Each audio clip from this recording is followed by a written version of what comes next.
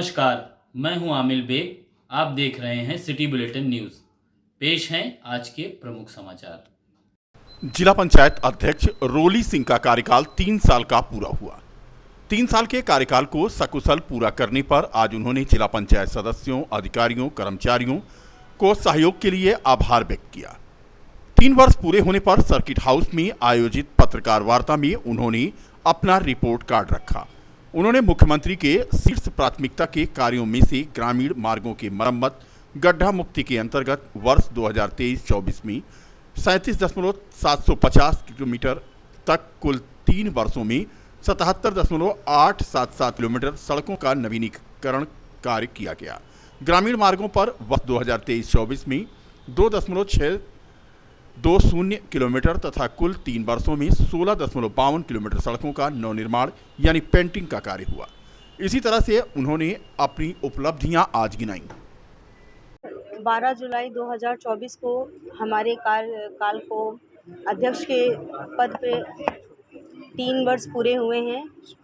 इसके लिए मैं हमारे सबसे पहले परम पूजनीय प्रभु हमारे आधार प्रभु श्री राम जी की लला में बहुत बहुत अपना शीश नमन करती हूँ। हमारे हनुमान जी लला के चरणों में मैं शीश नमन करती हूँ और उनको बहुत बहुत हृदय से उनको आभार देती हूँ, उनके नतमस्तक होती हूँ कि मुझे अयोध्या जैसी पुण्य भूमि पर जनता की सेवा, जनता जनार्दन की सेवा का अवसर मिला और यह अवसर हमने 3 साल में बहुत ही अच्छे से सुगमता से पूर्ण किए। इसके लिए मैं उनको बहुत बहुत धन्यवाद देती हूँ और मैं आज बहुत ही उत्साह और हर्ष महसूस कर रही हूँ कि हमने 3 वर्ष बहुत अच्छे से पूर्ण किए अपने कार्यकाल के लिए।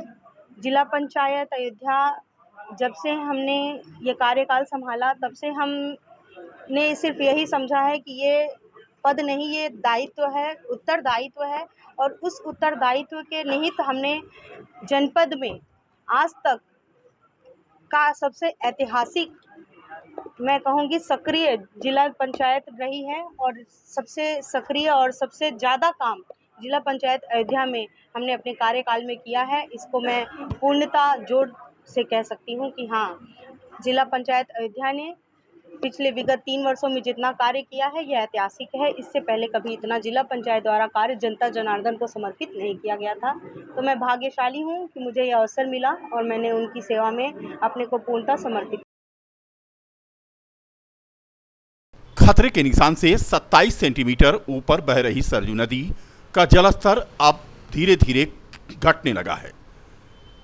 शाम 6 बजे तक सरयू नदी खतरे के निशान से जहां ऊपर बह रही थी, वहीं केंद्रीय जल आयोग के अनुसार प्रातः 7 बजे के बाद प्रति 2 घंटे पर जलस्तर में 1 सेंटीमीटर की गिरावट दर्ज की जा रही है। बताया गया कि फिलहाल नदी के जलस्तर में गिरावट होने से राहत भरी खबर है। अभी जलस्तर में बढ़ोतरी की कोई संभावना नहीं है। बाराबंकी स्थित एल्गिन ब्रिज पर भी जलस्तर लगातार घट रहा है, इसीलिए अयोध्या में भी नदी का जलस्तर नीचे आ रहा है। वहीं कछार के क्षेत्रों में अभी भी नदी के विकराल रूप को देखकर ग्रामीण सहमे हुए हैं। प्रशासन राहत एवं बचाव कार्य में जुटा हुआ है। कई जगहों पर पानी भरा हुआ है, फसलें डूबी हुई हैं। सदर तहसील के बाढ़ प्रभावित माझा मोड़ाडीहा में निर्माणाधीन प्रधानमंत्री आवास एवं पट्टा धारकों के आवासों में भी पानी भर गया है। लगभग 50 से अधिक बाढ़ प्रभावित परिवार अयोध्या बिल्हरघाट तटबंध पर दशरथ समाधि के पास प्लास्टिक की पन्नी तानकर रह रहे हैं। सब्जी की खेती पर निर्भर गरीब किसानों की उम्मीदें बाढ़ में फिलहाल बह गई हैं। माझा मोड़ाडीहा में 5 राजस्व गांव क्रमशः माझा मोड़ाडीहा, माझा बस्ती, माझा पूरे चेतन, पिपरी संग्राम और माझा सलेमपुर के सैकड़ों किसानों की आजीविका का मुख्य साधन सब्जी की खेती है, लेकिन बाढ़ की वजह से वो नष्ट हो गई। तीसरा अंतर्राष्ट्रीय सिंधी सम्मेलन ऐतिहासिक होगा। 3 दिवसीय सम्मेलन 13, 14 और 15 जुलाई को होटल रॉयल हेरिटेज में आयोजित होगा। इस सम्मेलन में 400 प्रतिनिधि शामिल होंगे। वहीं सम्मेलन की सभी तैयारियां पूरी हो गई हैं।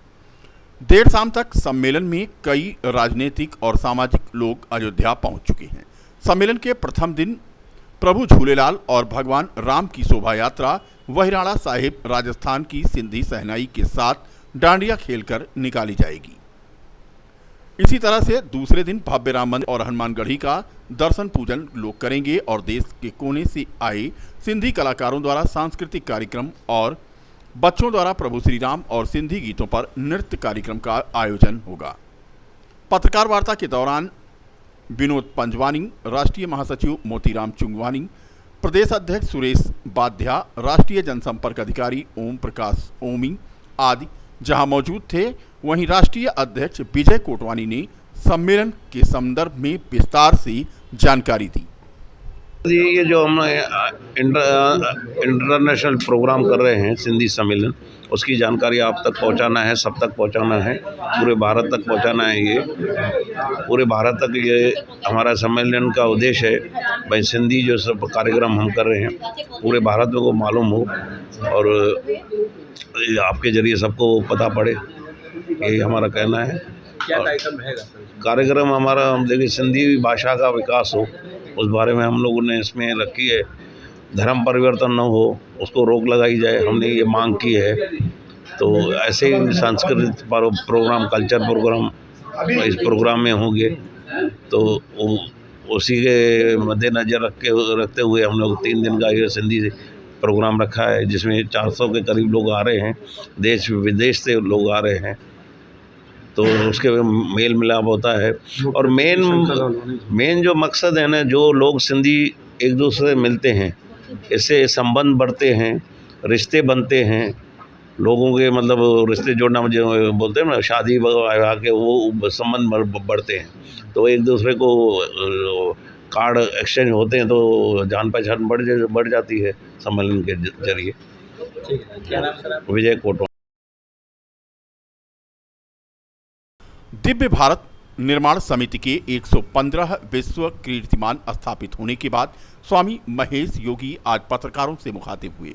उन्होंने कहा कि वह अप्रैल महीने में 11 घंटे लगातार कपालभाति क्रिया करने का संकल्प उन्होंने लिया था, जो आज 100वें दिन पूरा करने के साथ साथ 1 करोड़ कपालभाति वो कर चुके हैं।